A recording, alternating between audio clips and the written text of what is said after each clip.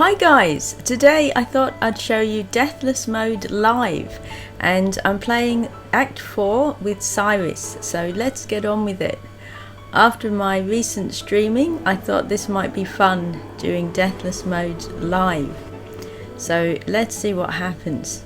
And I'll probably be able to master quite a lot of gear because I have got a lot of unmastered gear. And I got asked about that. How do I master so much gear in Deathless mode? And that's because it's unmastered. I've forged it with Jensen, and now I can master it in Deathless mode. And so I bring it in with that arrow, and you see that it lets you bring in anything that you haven't got mastered. So I should be able to go up quite a few levels in this game.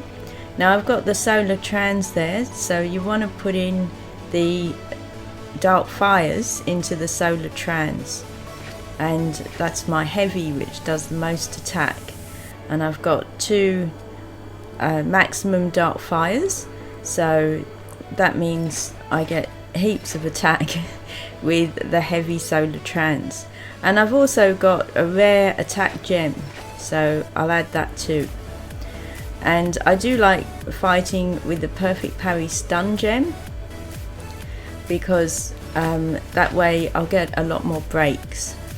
So I'll carry on and we'll see how it goes. Everything should now be unmastered, and unfortunately it doesn't all match the gear, but you know, that's something you just have to live with. So let's do heavy with Deathless mode, and it shouldn't take long to master them either, 1 or 2 fights, and they'll be mastered because my titans are quite high, as I'm at quite a high level of Deathless mode. So I just check that it doesn't say perfect block only, and on with the headsman. And yeah, I try to get a perfect parry like that, and then I can get an instant break, and they're down in a couple of hits. So I won't worry about that chip challenge. I'd rather get through the Deathless mode. So we'll see how much I mastered, and they're instantly gone up a level. So fingers crossed, I should go up quite a few levels. You'll see that in this round. Okay, so that's pretty good, and I'll bring in something new. And with my streaming, I'm thinking of doing a monthly live stream after the Aegis tourney. So I'll see how that goes, but that's my plan, bringing a regular live stream.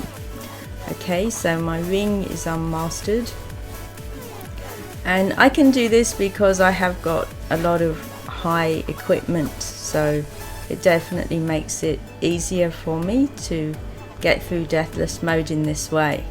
But I won't sound too confident yet because I haven't got there yet, and you never know what can happen. So you know, it's not totally unheard of, me dying in Deathless mode, I've got to admit. Okay, so he's got perfect block only, but luckily I've switched to dual, and this is my weapon of choice really. I do prefer dual, and here we go. I don't know the bonus combo to this weapon, but it doesn't matter. He's down really fast. Really with Deathless mode, I have no trouble generally with the titans, and it's when I get to the boss that things change.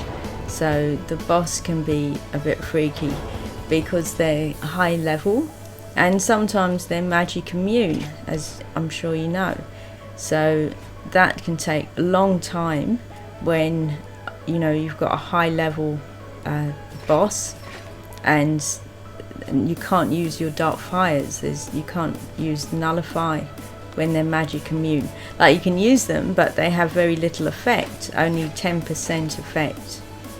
So I'll just bring in my other gear now and see if I can go up some more levels.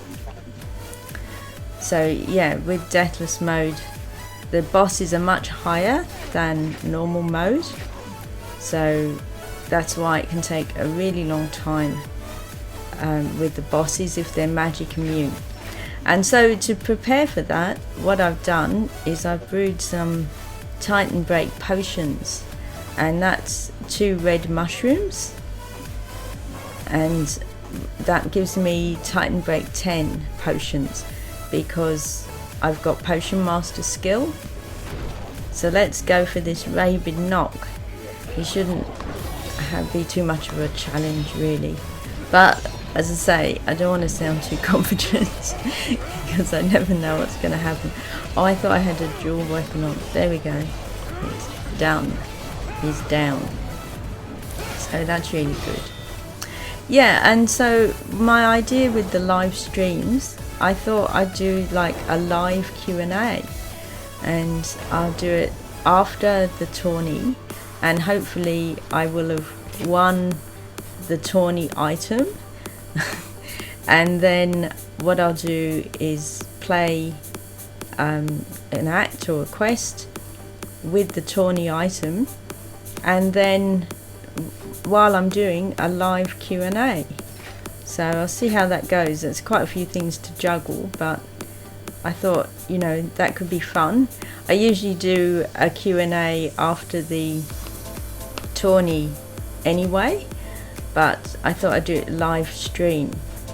So yeah, I'll answer questions from people in the chat that go to the live stream, and if there's time, I'll answer some questions from comments that are on my videos. So that's my plan anyway, and I might start it this month after this tourney coming up. So here we are in the Vault of Tears, and this is Alsar's old place. Alsar's castle. Great Parioni, by the way, here, so I might have to focus. Oh, here we go. He hasn't got a chance. He's going to be down. There we go. So yeah, this was Alsar's castle, and as I've said before, Alsar was Cyrus originally, and he got reset by the worker and he became Cyrus. So this was his where he used to live, in his castle. And if you played IB2, you'll be very familiar with it, because IB2 is basically all the Vault of Tears, as well as one other place, but that's only at the beginning of IB2, and the rest, it's all the Vault of Tears. So I'm very familiar. The only difference is with IB2 it's in the daytime, and that has, you know, nice qualities. I'm getting full of gems here, so I use my equipment to store gems, by the way. I've done a video about that, but I do get asked sometimes where do I put all my gems, and so I use equipment.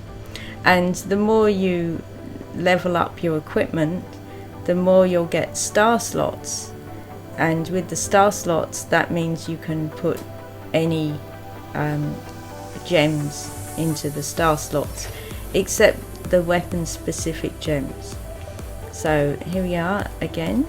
I'm equipped and ready, and got an odd looking helmet on. That comes out at St. Patrick's Day, the corn helm. Okay, so I'm close to the boss. One more to get through at this exopilot. So I like this blade, by the way, the Glimmer. This was one of the rare items in IB2. It was hard to get. You had to get it from a chest. But in IB3 you just buy it, but it's still a nice weapon, nice looking weapon. So actually I'm not sure now that you do just buy it. I'll have to refresh my memory with my hidden items video on weapons. Okay, so I'm going up here in stats, and now I'm going to meet the boss. So we'll go and have a look at what the boss is like. I'll just check if I've got, I've got a large key, so there we go. So we'll just see what the boss has to offer here, what his perks are, if any, and then I can adjust my gear. So it's Melek, and he's only elemental, so that's fine. Didn't need the Titan Break gems after all. Now I will stick with my traditional attack gear for the main event, the boss fight, except particularly with the weapon, because with the shield and that, it's fine, it doesn't matter.